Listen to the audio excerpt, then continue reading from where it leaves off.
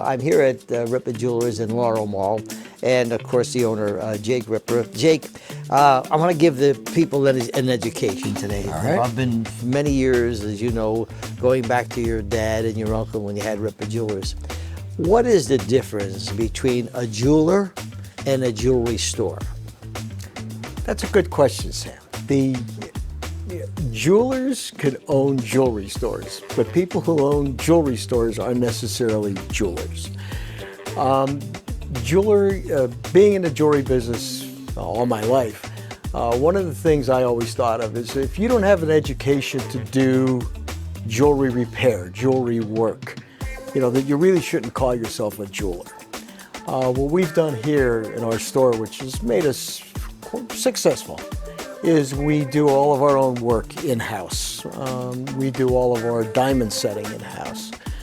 We do all of that work. We went to school for it. My son Anthony, he attended the same school I did, and we just come across better. Like I said, with the education alone is paramount. When someone wants to buy something for somebody, okay, and they say, I want to buy something special, all right?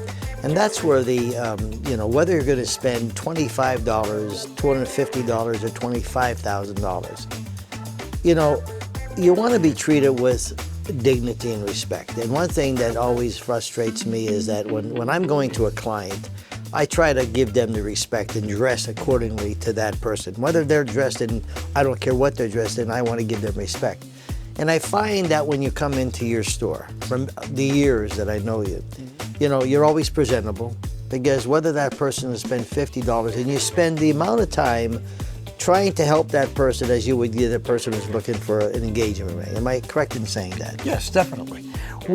Every person, every customer that comes into the store, client as I like to call them, is important. And if they're spending $50, we do spend the same amount of time with them as we do with someone with a larger purchase.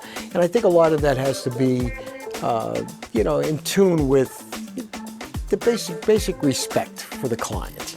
If someone comes, look, it's my wife's anniversary, it's a friend, or it's a birthday, or I'm getting engaged. What could you tell me? I mean, so that's where the years of experience come in, and you know what questions to ask them and guide them in that respect. Then when you sell it to them, you're not taking off, you're not going to come back and rip as you're here to take care of them. I think the service is important. That's very important, and that's why, like you said, when we sell a piece of jewelry, you not only sell a piece of jewelry, but you sell the service behind it. I'm hearing some good news about a special line that Ripa Jewelers is coming out with. Fill us in with that. What we're doing right now is we're working with some designers in New York, and we're developing our own special line of jewelry. So it's going to be branded with our name, and it's going to only be available at our store. And it's going to be something different than people have normally seen. And when people look at it, they'll know exactly where it came from. We're going to have preview of it come August. Okay. And that'll actually be our 76th year in business. So we want to try to get everything in line for that.